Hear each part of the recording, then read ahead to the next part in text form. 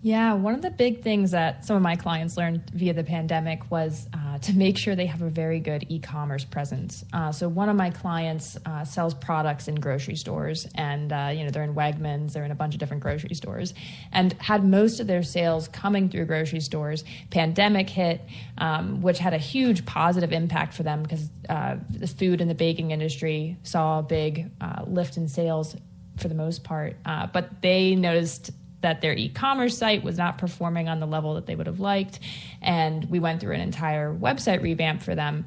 But it's important to have, especially now, a really strong e-commerce presence and a really strong digital presence, even if you are in store. And so that was one of the big trends I noticed with clients, and also the ability to pivot because market demand totally shifted with COVID-19. And I had a lot of clients who had to pivot or who either saw rapid growth or in some cases rapid decline in sales. And the ability to pivot, it was really, really important. And to have a digital presence that allows you to pivot was important too. Eric and I talked on a webinar, I think maybe in the fall or late summer, about strategies as a result of the pandemic and contingency planning. Eric, do you want to just touch on that for a moment in terms of marketing planning and contingency planning and how key, if you weren't doing it, you sure should be now? Right. So think about how brands have made it through 2020, learned some things in terms of where the marketing investments may have worked or not worked. But now that you've learned from 2020, hopefully when you were setting budgets for this year, you've carved out a contingency plan budget should something revert back to the shutdown levels that we saw in 2020. And it doesn't have to be thousands and thousands of dollars. It could just be enough to invest in maybe some counter messaging in certain channels or something to appreciate longstanding customers, whether that's a gift card or something to your top 10% of your customers. So thinking about that budget line, where can you maybe pull out a set amount of dollars just in case? Great. Thank you. Thank you both for that perspective. So let's look forward. Here we are, 2021, off to an interesting start. Community. I think we've all seen this as a growing trend. Facebook communities. You're going to talk, Eric, I know, about other platforms where community building is happening. And this seems to be, I think, a really positive trend that we're seeing, and I hope will continue. Will you walk us through what you're seeing in terms of community, Eric? Yeah, so going off the first question about the impact of the pandemic and talking about brands having to connect with their customers differently, maybe create other environments that are meant to, be where they are or talk to them in ways that are a little bit more informal. And, this is just a quote that speaks to that from a market research company, a gentleman at a market research company, just about the fact that when it comes to customers or prospects engaging in certain communities, now there's really a need and a want, or, these individuals are looking for some deeper connections. And when you create that sort of environment, think about it, you're kind of future-proofing your business if you're able to create an army of advocates by giving them these sorts of communities to play within. And when it comes to community, there's two angles that I want to look at it through. Next slide talks about kind of the, step one. Step one, go to, peek into the conversations your customers or prospects are having into these communities that exist and are being used more now that customers have gone to the, looking for areas to talk with folks like them. So these are platforms you can go to kind of listen into what your customers are saying. Now, this is obviously not an exhaustive list, but these are just some that have been more popular. Obviously, there's Amazon reviews, there's certain review sites, but step one is think about which communities can you go join to go see and hear and listen what's being said around conversations, not just with your brand per se, but think about the industry. Think about the market that you're in, what's being said about that. There could be some gems in there that you can then leverage into your communication and your marketing. And then the other side, so when you think about community, like you're speaking to earlier, brands are starting to create these environments where they can invite in customers, prospects, And there's a whole new burgeoning model that's developing where certain brands are turning communities into revenue streams. So think about, and this could go to any business, right? Universities, retailers, small business, coaches, freelancers. What if you took your best content? What if you took exclusive content and you put it into a community that was walled off, so to speak? So there's tons of tools that exist to do that. And, whether it's a Slack group or whether it's a private event using some of these tools, it's a great way to offer that value. Again, back to what I said earlier, customers saying, how can this brand help me? And the answer being, I'm creating a special room just for you to get a ton of value. Absolutely. And really feeling that connection and increased loyalty, I would imagine, to that brand in particular. And you have a few use cases here that you just want to reference. I'd love to hear about those too. Yeah. So all the tools that I mentioned, again, if you haven't heard of them, there's no harm in doing some exploration to learn more about these tools. Again, not an exhaustive list. There's tons out there, which also, again, as marketers, we need to be on top of what's happening in the marketing technology field. So when it comes to community, again, virtual conferences, again, don't think of conferences having to be 2,000 people. It could be your best 30 customers. And there's tools like Hopin to use for that. The membership communities, like I talked about, revenue streams. I give you access to free content in a community, but then to get access to X, Y, and Z that goes beyond that, can be done using tools like Circle. So if you're a marketer, your job is to be prepared to know what exists beyond just Slack and Facebook. Not to say that they're not good, they are effective. However, there are other tools that can create more engaging communities beyond what you're doing in a, let's say, a customer-only Slack community, a specific Facebook community, and then Clubhouse is probably the most popular app as of now. Everyone's seeking the invite. Even that can be a way to create. Think about it. If you're being invited to have a conversation with the CEO, the executive level of your business through a Clubhouse invite, I mean, that's going to be pretty special. That's pretty cool. Yeah. I hope that the folks listening today, that if you have used any of these tools and you want to provide some of your insight, please do that in the chat box. We'd love to hear from how you're using them, or if you are curious about them, we can tap into Eric's knowledge on that too. Thank you. This will continue, I have no doubt. And so now we're going to toss over to Liz, because thinking about what Eric just described in terms of the invite to the community as well, there's no doubt some of that's coming through email marketing. And so email marketing is such an incredible tool that continues to be very relevant today. And so, Liz, I want you to dive in and to tell us and answer this question, which I have a feeling we kind of know the answer, but give us a little bit more. Yeah, absolutely. Yeah. So it's 2021, and this question has been going around for like the past decade. And the question is email marketing dead? It can seem like an outdated strategy. It's been around for a while. A lot of people think of email marketing and they think, hey, it's annoying to me. It annoys me sometimes that I get spam emails, and so it's not effective. And so I'll still hear people ask, is email marketing dead? And it's absolutely not. We're actually, next slide, going through an email renaissance right now. In fact, there are these daily email newsletters that pretty much these entire companies are built on this email newsletter. It is one of their primary ways of gaining revenue. And these are massive companies with hundreds of employees, and their company model is based on this daily email newsletter. And that I'm talking about Finimize, The Skim, Morning Brew. There are many more. And these companies in the past couple years have brought the email newsletter back to the forefront, made it cool again, even though email marketing has been working in the background as the kind of the uncool marketing channel that every marketer knows works really well. But these companies are bringing email back and making it cool again. And these daily email newsletters, if you want a great example of an email newsletter, check out Finimize, check out The Skim, check out Morning Brew. Really effective, and all they're doing is providing information to their audience every day. And often they have sponsorships in these newsletters, and that's one of the ways they're making revenue. They have affiliate links in these newsletters. In the case of a product-based business, you can obviously promote your product in these newsletters.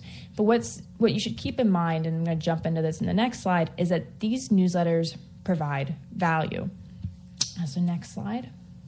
Liz, I want to ask you just a quick question. As I'm thinking about the different viewers and participants today that probably are sole practitioners to maybe a few people on a marketing team to larger marketing teams, these examples that you're showing here, how many team members do you anticipate might be on their email marketing teams to make these daily, robust, awesome emails happen every day? I'm sure it's probably like 20 plus. They have a team of journalists, I'm sure, and writers and email marketers who are working on this. So it's definitely a massive amount of work. And I'm a solo practitioner. I certainly don't send a daily email, even though I'm an email expert. So frequency, when it comes to email frequency, what I always say is send as often as you can create value for your audience. And if you're a solo practitioner, that's not going to necessarily be every day because you just can't do it. But send as often as you can provide value, because marketers often think that you can't do a daily email newsletter, you're going to annoy people. These newsletters prove that that's not the case. And it's actually very important to show up in the inbox as often as you can so people remember who you are. But again, if you don't have that manpower of these companies, just send as often as you can. Great, thank you. I was just thinking about many people are saying, oh my goodness, I'm all by myself. So thank you for that perspective, and keep going. Yeah, absolutely. So let's look at a few specific reasons of why email marketing continues to work in 2021 when there's other channels out there that are, like the cooler marketing channels. Well, first off, speaking of cooler marketing channels, people often talk about social media. And one of the reasons that email is so effective is that you have a lot more control than you do with social media. And so let me explain. With social media, you are first off dependent on an algorithm. And so the algorithm decides whether your post is going to be visible or not. People who invested in paid Facebook business followers realized many years ago that that was a big investment that doesn't necessarily pay off because Facebook decided that it wasn't going to show business account posts to all of their followers. And now you have to pay to play on Facebook. And it's the same with platforms like TikTok, but in a different sense. TikTok was almost taken out of the US. People who built a massive following in the US were very afraid of the ban on TikTok. They built their business on one platform. And email, on the other hand, you're really in control. You own your email list. And if you don't like your email provider, if you don't like the platform you're using, you can take your email list and go. You can also choose when you send emails and which part of your list is getting those emails. And so you have a lot of control with email as compared to social media. On top of that, consumers actually like emails. Data shows that consumers, and especially even millennials, love email promotion from brands that they have opted into those emails. And as long as it's not good emails, as long as they are good emails, email gets a bad rap because there are a lot of spammers out there, a lot of people who are just buying email lists. But if you're sending great emails, data shows that consumers actually like them. Again, you own that list. And then email is a really effective way to get attention. People open emails, they click on emails. And finally, I can tell you, after working with a lot of clients and a lot of companies, that email drives revenue. Marketers use email because it drives revenue. My clients, when we want to sell something, we use email. And it's one of the best ways to sell products, to launch products, and to boost your revenue. And so I could go on about this for a while, the key to great email marketing in 2021, but a few key tips. We talked a bit about community, why community is important, but you want to build community with email too. Don't think of email as a sales platform where you're just selling whatever you want when you want. Treat your subscribers, treat it like a relationship and like they're people. And one of the ways that you can build a community and treat email, like a relationship, is by providing value. It's never a good practice to just text your friends when you want something and no other time. So you want to make sure that you're treating this like a relationship you would with friends and providing value. One of the best ways to do that is to provide education. If you're in e-commerce, provide discounts or product information. Be helpful. Take a creative and unique approach to it. Don't do what everyone else is doing. And then finally, and I can't say this enough, write well. It's so important. A lot of people focus on design, but if you don't have the copy, if your email isn't written well, it's a massive, massive problem. And I have an example, which is on the next slide, that kind of talks about this. This is written by Joanna Wiebe of Copy Hackers. And she is one of the best conversion copywriters out there, really convincing, really compelling. And there's two great things about this email. One, it's written so it has such a great tone and natural voice. It doesn't sound like a business wrote it. And check out Copy Hacker, subscribe to their emails, and you'll see examples like this. So that's number one. Number two, she's propping up email, which I really like about this example. She talked about how she had 25K launch via automated emails, made all this revenue just with a set of automated emails. So two great examples of first off, writing well, but then also showing the power of email.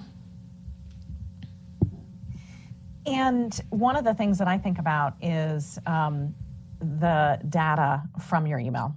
I don't think we as marketers spend as much time as we should looking at the performance. And so maybe just round out, Liz, how do you advise and the importance of the data that you're seeing in the email, and then what do you do with that information?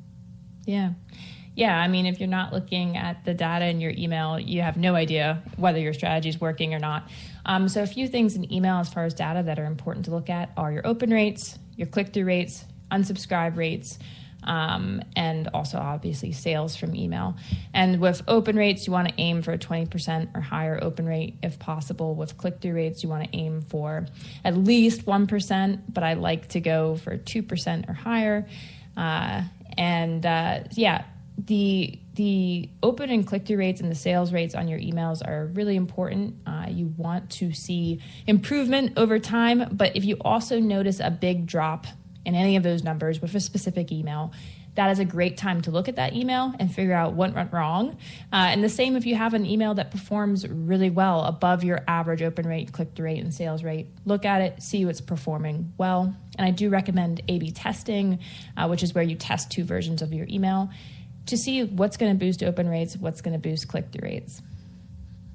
Great, thank you. We do have a quick question that I would just like to address before we move on back to Eric is how to control stopping email going into spam folders. Eric and I could probably talk about that for hours. There's a lot of factors that go into it. One of the biggest things that you can do, though, simple rule you can follow, is send emails that people asked for and that they want. So don't use purchase lists. Don't opt people into your email list without their permission. You want an opt-in email list or a permission-based list. And that is one of the keys to making sure you get into the inbox, because platforms like Gmail and like Yahoo, their primary concern is giving their customers, which are the email users, emails that they want in their inbox. And so if you are doing permission-based email marketing, there's a much higher likelihood that the emails are wanted. And then you want to deliver on what you promise to send to people. So if you're promising them one thing and then sending them spam, you're probably going to end up in the spam folder. Right. And you're probably going to end up with unsubscribes as well. Great. Thank you, Liz, very much.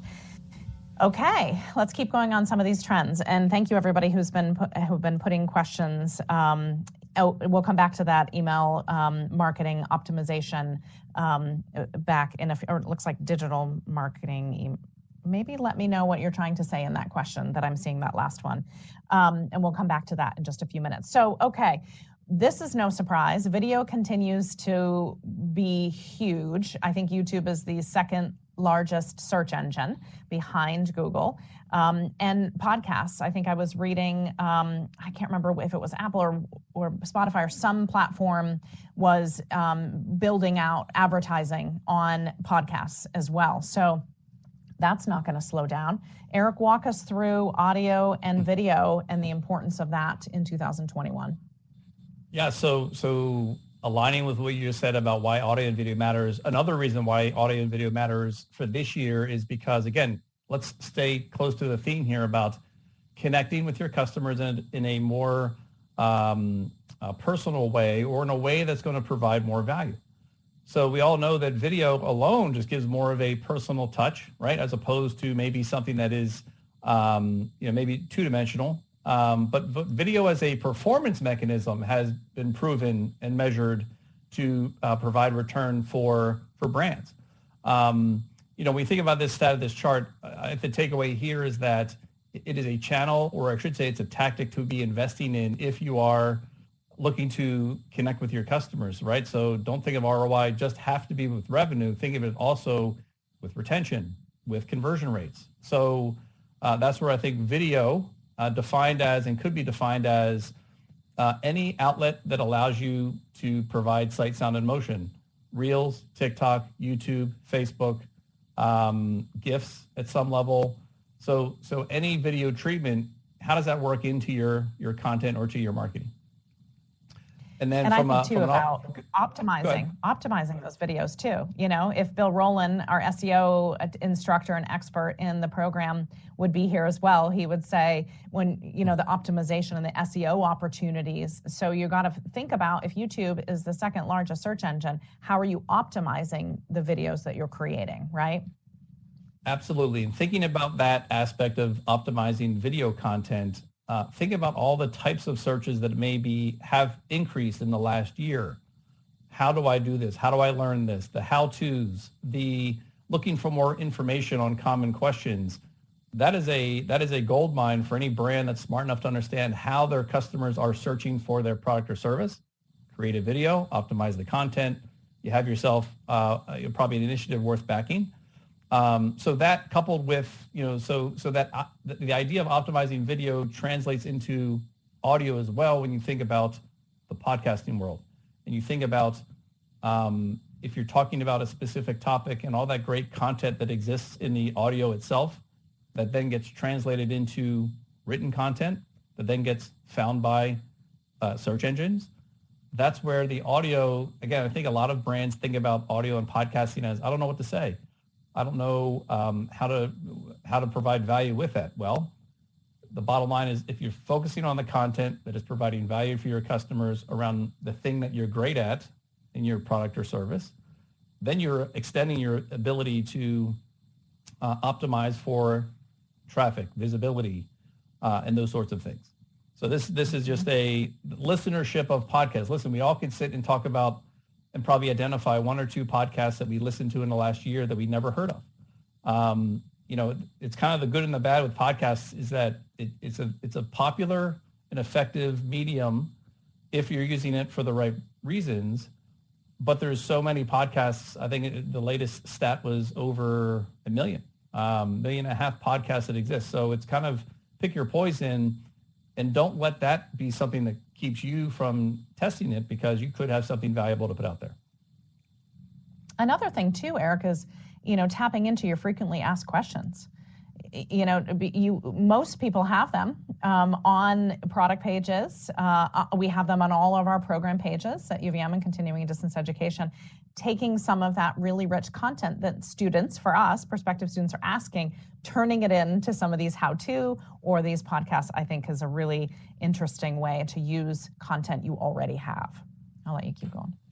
Yeah, so action items for video and audio. What are you doing with your business or your product that's tapping into these spaces? And yes, if you're sitting here and you work for a B2B company, a nonprofit, yes, TikTok and Reels should be something you're testing. Well, wait, my audience doesn't go to TikTok, or do you know that? And how do you know that?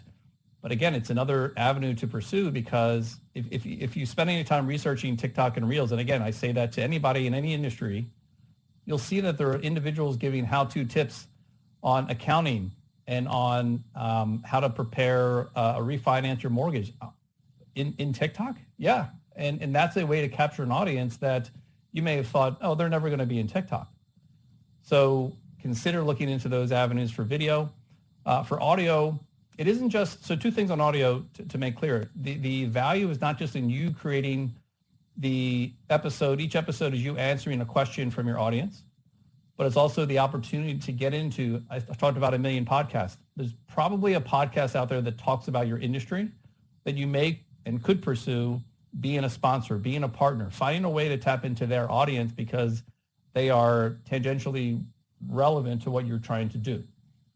Not a direct competitor, but something that is, supportive of what your target customer is interested in. So a lot of opportunity in both these areas. And again, if I'm running a marketing team today, I'm looking for ideas for my team in these two areas.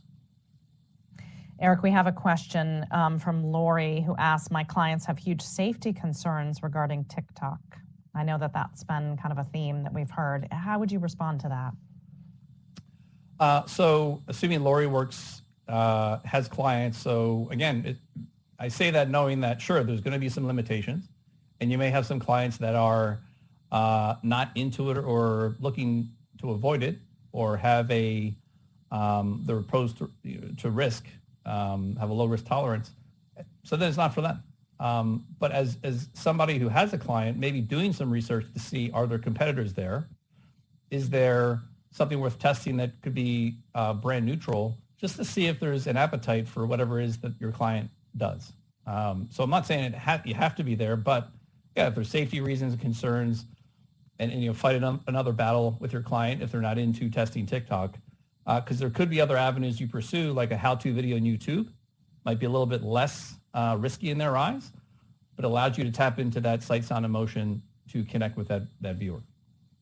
Great. Thank you. And that was a great question, Lori. Thank you very much for that.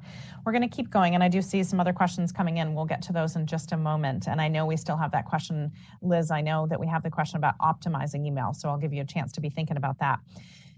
You can't tell me that everybody who is joining us today has not said, hey, Siri or Alexa, where is the local takeout? Who's open for takeout locally? So this is becoming, it was more fun, I think, Alexa, and testing it out over the last couple of years. Now it's become so interesting, the things that we're searching for, because many times we, couldn't leave the house or didn't want to leave the house. And so you're wanting to limit where you're going. And so you want to make sure that item is there. And so voice search and some of those tools, I can only imagine, have gotten through the roof and may continue. Do you want to share some thoughts on that, Eric? Well, again, it's all aligns with what are the new habits of our customers? What are the new habits of those that we want to be customers? And you think about maybe the searches or the requests that are being made at home. I mean, how many times in the last year have you been sitting at home watching some show and you need to know a stat, a fact, a figure from whatever it is that you're consuming, and you just go ahead and ask your voice assistant. So the increase of reliance on that thing in your house that can give you an immediate feedback just by saying something should be something that we consider as businesses. Now, again, this is the best part about it. It isn't just for the Nikes and the Pepsis and the Cokes. If you run a pizza shop, if you run an Etsy business, you have the opportunity to create content that could satisfy the searches or the voice requests being made by your customers or your potential customers. Think about it. It goes back to that, like you're saying, FAQs for my business. Well, if I had a page on my site that talked about FAQs for the common, whatever it is relevant to your product or service, that's content worth creating, as it will allow the algorithms to most likely pick it up to be part of those answers when voice searches are being conducted. So that's where this voice search starts to play is, am I ready to create that sort of content? And I think, too, that this next slide, we talk about, okay, there's these trends. where are the roles available to people? And many folks we may have, and please, if you feel comfortable putting in the chat box, are you on a marketing team? Are you on a are you a sole proprietor? Are you on a small marketing team, large marketing team? You may be wearing many, many hats. You may be the business owner and also doing all of your marketing. Would really love to see where people kind of sit in terms of their marketing. And what we know is that digital marketing is not slowing down. Yes, there's been a lot of shifts, but you can't underestimate the value of writing, as Liz said, SEO, listening skills. I think that's an incredibly important one that we have in here because a lot of that ties back into the strategies that you're talking about. And Eric, you work very closely with our students in our digital marketing fundamentals course, and you work closely as your own business in helping people in this industry. What's happening out there? Is the digital marketing career space still really hot? I mean, from my perspective, if you asked me a year ago, what's it going to look like in a year, I would have been cautious because of what was going on, but I've seen nothing but growth in this field for a couple of reasons, in a couple of ways. One, the positions that are available have increased significantly. Even I go back to March of 2020 when things first started to shut down, yet a month later, the number of roles in digital marketing had increased. So since then, I mean, it just continues to increase. Why? Because, well, as Liz was saying, some businesses had to get online. I need someone to create content, someone who knows social media, someone that can communicate with customers to come and fulfill this need. So roles are increasing, but what is also increasing is the number of people competing for those roles, not just the ones that graduated with a degree in marketing, but the accountant, the HR professional that decided that, hey, digital marketing seems to be a little bit more future-proof than what I'm doing. Let me become a new marketer and pick up the skills I need and transfer the skills that I have, some of these here, right? If I'm a good writer, if I'm good with people, if I'm a good communicator, if I'm good with numbers. Listen, those relate to people that aren't in marketing. Those are definitely transferable into specific marketing roles. Go back to what we talked about earlier, audio and video. If I have a passion for editing video and I maybe tinker with audio on the weekends, there are positions that are popping up when it comes to editing and being kind of showrunners for these sorts of content that's being created. So I think there's a lot of standard roles that exist, but there's also a lot of kind of fluid and dynamic roles that are being created by the needs of some of the